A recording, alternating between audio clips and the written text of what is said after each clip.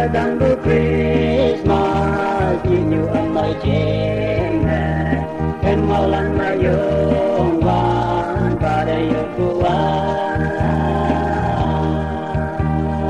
O yung wan panangin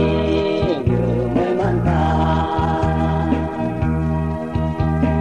Ano lang jingnan Karong yung dayon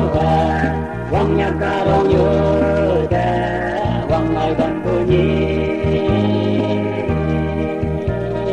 chừng mai ăn ba nang ni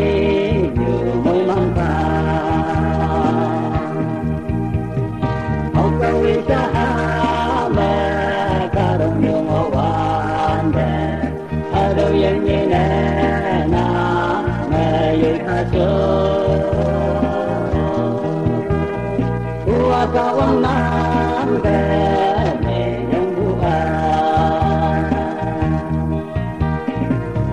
lan chinh na ta đông yêu ta yêu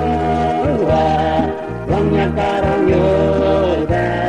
vang mai đầm bunyi chinh mai ang ba nang ni yêu môi man ta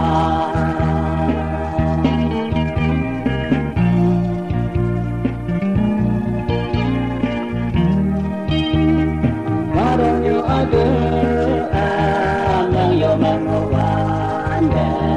Yang dua sayo na tingyo yako Kita jisunang ano jingana